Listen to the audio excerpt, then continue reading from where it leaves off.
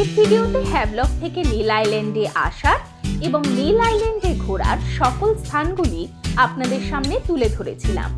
যদি সেই ভিডিওটি এখনো না দেখে থাকেন তাহলে আই বাটনে ক্লিক করে দেখে নিতে পারেন।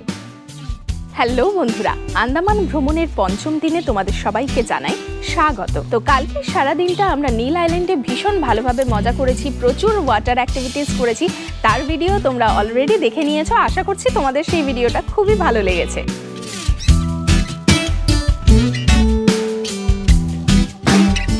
সকাল সকাল তৈরি হয়ে চলে গেলাম রিসর্টের রেস্টুরেন্টে। আমাদের কমপ্লিমেন্টারি ব্রেকফাস্ট ছিল আর খাওয়া দাওয়াও বেশ ভালো ছিল।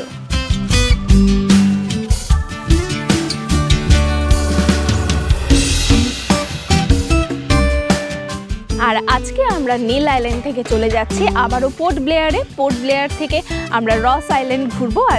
আজকে আমরা বেশি হেকটিক জার্নি রাখছি না, কেননা কালকের দিনটা হবে প্রচুর অ্যাক্টিভিটিস থাকবে আমাদের। আমরা কালকে বারাটাঙ্গে যাব, তো ভোর 2টোর সময় বা 2:30-এর সময় আমাদেরকে বেরোতে হবে।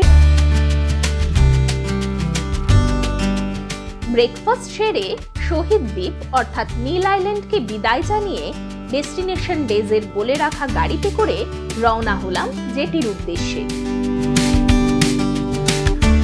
ডেস্টিনেশন ডেজের ব্যবস্থাপনা সত্যিই প্রশংসার দাবি রাখে।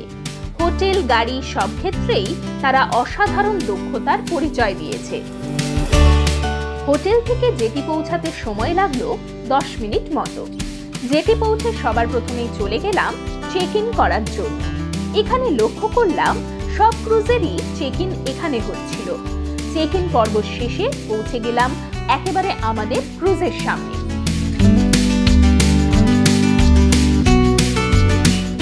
নীল আইল্যান্ড থেকে পোর্ট ব্লেয়ার যাওয়ার সময় আমাদের ক্রুজ ছিল নৌটিকা। নীল আইল্যান্ডকে বিদায় জানিয়ে লাগেজ যথাস্থানে দিয়ে উঠে পড়লাম আমাদের ক্রুজে। আর যথা সময়ে অর্থাৎ সকাল ঠিক 10:45 মিনিটে আমাদের ক্রুজ পাড়ি দিল পোর্ট ব্লেয়ারের উদ্দেশ্যে।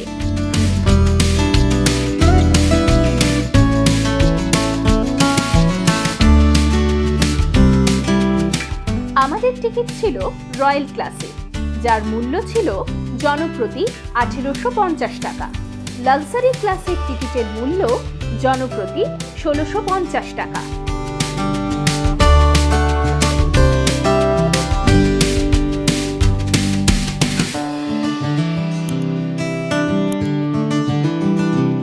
প্রায় 1 ঘন্টা 15 মিনিট পর ঠিক 12টার সময় আমরা পৌঁছে গেলাম পোর্ট ব্লেয়ারে।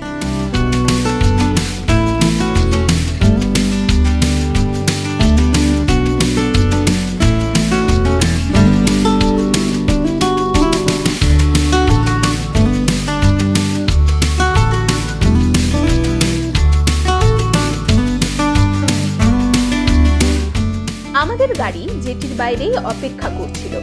সেই গাড়িতে করে সোজা আমরা চলে গেলাম রস আইল্যান্ড অর্থাৎ নেতাজি সুভাষচন্দ্র বসু আইল্যান্ডে যাওয়ার জন্য ওয়াটার স্পোর্টস কমপ্লেক্সের উদ্দেশ্যে। এখান থেকেই রস আইল্যান্ড ও নর্থ বে আইল্যান্ডের বোটের টিকিট পাওয়া যায়। স্থানীয় সিন্ডিকেটের অধীনে বোট অপারেটরদের থেকে টিকিট কিনতে হয়। কোনো সরকারি ব্যবস্থা নেই এখানে। রস আইল্যান্ড যাওয়ার জন্য বোটের টিকিট মূল্য জনপ্রতি 370 টাকা। ওয়াটার স্পোর্টস কমপ্লেক্সের সামনের দিকেই আছে মেরিনা পার্ক। এই কমপ্লেক্স থেকে জেটির দূরত্ব অনেকটাই।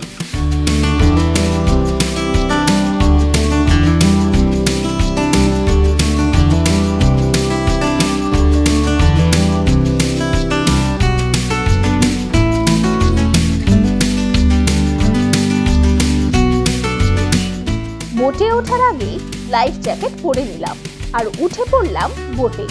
রোদের প্রচন্ড তেজে একটু কাবু হয়ে গেছিলাম যদিও।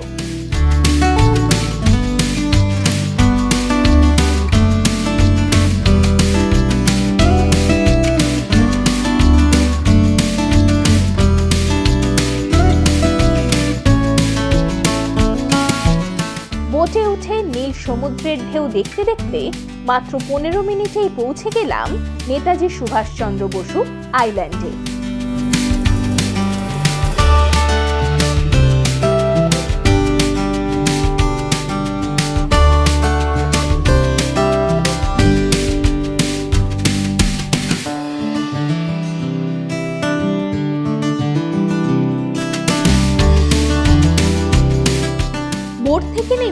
সবার প্রথমেই ডান দিকে চোখে পড়ল জাপানিজ বাংকার, তার সাথে চোখে পড়ল অনেক চিতল হরিণ মনের আনন্দে এখানে যত্রতত্র ঘুরে বেড়াচ্ছে। এই হরিণগুলি খুবই মিশুকে, চাইলে হরিণের সাথে যেমন আপনারা ছবি তুলে নিতে পারবেন, তেমনি গায়ে হাত বুলিয়ে আদরও করতে পারবেন। এখন আমি রয়েছি রস আইল্যান্ডে, অর্থাৎ নেতাজি সুভাষচন্দ্র বসু দ্বীপে। আর এই দ্বীপটা কিন্তু অপূর্ব সুন্দর, মানে এই যে চারিদিকে দেখতে পাচ্ছ জলের রংটাই কিন্তু টোটালি আলাদা। আর এটা একটা ঐতিহাসিক জায়গা, সেই জন্য কিন্তু তোমাদের এই জায়গাটা ঘুরে দেখতে ভীষণই ভালো লাগবে। আমাদের প্রধানমন্ত্রী নরেন্দ্র মোদী 2018 সালের 30শে ডিসেম্বর এই রস আইল্যান্ডের পুনরায় নামকরণ করেন এবং এই আইল্যান্ডের নাম হয় নেতাজি সুভাষচন্দ্র বসু আইল্যান্ড। ব্রিটিশ আমলে রস আইল্যান্ড বা নেতাজি সুভাষচন্দ্র বসু আইল্যান্ড ছিল আন্দামানের সরকারি কার্যালয়। আন্দামানের তৎকালীন ব্রিটিশ অফিসারদের বাসস্থান ছিল এই দ্বীপ। Church, bakery, pump house, power house থেকে শুরু করে সেই সময়ের সকল আধুনিক সুযোগ সুবিধা ছিল এই দ্বীপে। দ্বিতীয় বিশ্বযুদ্ধের সময় 1943-এর মাঝামাঝি সময় থেকে 1945 সাল পর্যন্ত জাপানি শাসকদের দখলে ছিল এই দ্বীপপুঞ্জ। রস আইল্যান্ড সুন্দর করে কম পরিশ্রমে ঘুরে দেখার জন্য ব্যাটারি চালিত গাড়ির ব্যবস্থাও আছে। গাড়ি পিছু এখানে 640 টাকা করে লাগে। ব্যাটারি চালিত গাড়ির চালকই এখানে গাইড হিসেবে সকল স্থানগুলি সুন্দরভাবে ঘুরিয়ে দেখাবেন। ছোট্ট এই যাত্রাপথে দেখতে পারবেন সেই সময়ের ব্রিটিশ সরকারের বেকারি, ক্লাব, মেস, চার্চের ধ্বংসাবশেষ, বাগান, টেনিস কোর্ট, প্রিন্টিং প্রেস ইত্যাদি। हाइपर आइलैंड पे सेकंड नंबर, रॉस आइलैंड पे थर्ड सेलुलर।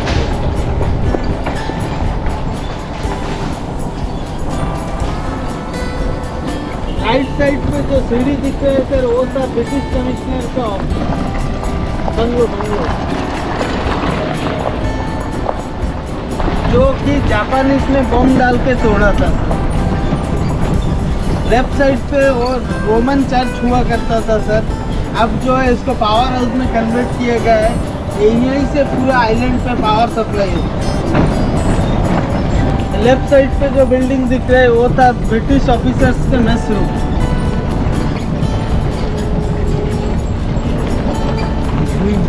आप लोगों के पीछे की राइट साइड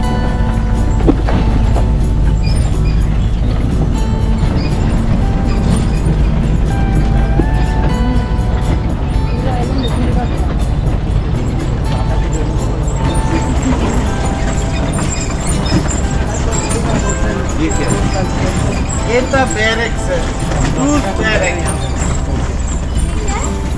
बैरक। इस पे 165 ब्रिटिश ऑफिसर्स रहते हैं। ये आइलैंड सर पहले 200 एकड़ के थे, अब जो है 70 एकड़ है। 130 एकड़ पानी में सुनामी पे खत्म। हम लोग अभी हाईएस्ट पॉइंट पे है सर, हम लोग पानी से 200 फीट ऊपर है। ये ऐसा हाईएस्ट पॉइंट, यहाँ से सीढ़ी से नीचे जाएंगे सर, नीचे लाइट हाउस है, अच्छा व्यू पॉइंट है। आप जाइए, फोटो वोटो करके फिर आ जाइए। 15 से 20 मिनट घूम के आप आ जाइए।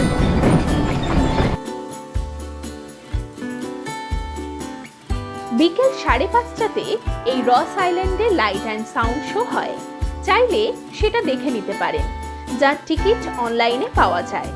এই শোয়ের টিকিট কাটলে ওয়াটার স্পোর্টস কমপ্লেক্স থেকে আলাদা বোটে করে রস আইল্যান্ডে নিয়ে আসার ব্যবস্থা আছে।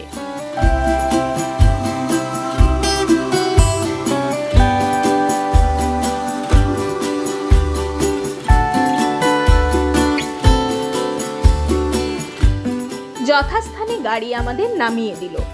এখান থেকে সিঁড়ি দিয়ে নেমে গেলে দেখা মিলবে রস আইল্যান্ডের সব থেকে মনোমুগ্ধকর দৃশ্য।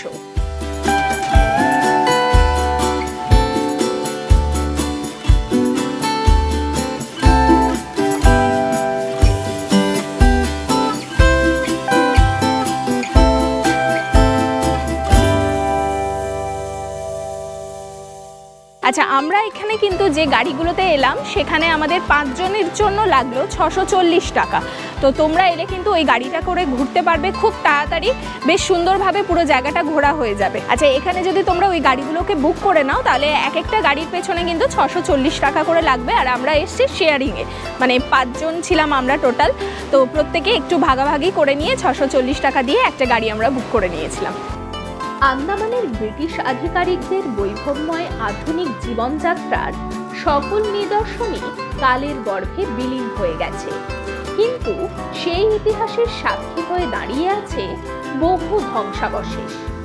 এত ধ্বংসাবশেষের মাঝে যা আপনাদের দৃষ্টি আকর্ষণ করবে তা হলো সমুদ্রের অপূর্ব সুন্দর নীল রং। সমুদ্রের উপর নির্মীয়মান এই পুলের মাঝখান দিয়ে হাঁটার মধ্যে যে অসাধারণ একটা ভালো লাগা আছে তা ভাষায় প্রকাশ করা সত্যিই অসম্ভব। ব্রিজের একেবারে শেষ প্রান্তে আমাদের দেশের অতন্দ্র প্রহরীদের স্মৃতি ও তাদের কাজের প্রতি শ্রদ্ধা জানিয়ে রয়েছে এই স্মারক মূর্তি। এখান থেকেই পুরানো লাইট হাউসের অপূর্ব সুন্দর শোভা প্রত্যক্ষ করতে পারবেন।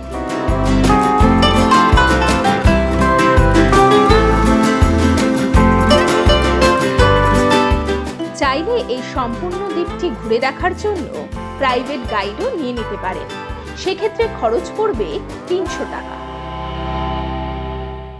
বেশ কিছুটা সময় এখানে কাটানোর পর আবার একটা ব্যাটারি চালিত গাড়িতে করেই ফিরে চললাম রস আইল্যান্ডের এন্ট্রি গেটের দিকে এবং আমাদের জন্য অপেক্ষারত বোটে করেই ফিরে চললাম পোর্ট ব্লেয়ারের দিকে।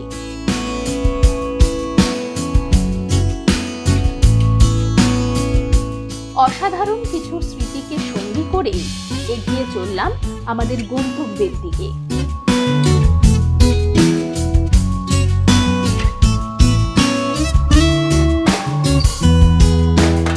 আজকের ভিডিওটি এই পর্যন্তই। যদি আজকের ভিডিওটি ভালো লেগে থাকে তাহলে অবশ্যই লাইক, শেয়ার আর সাবস্ক্রাইব করে আমার পাশে থাকবে।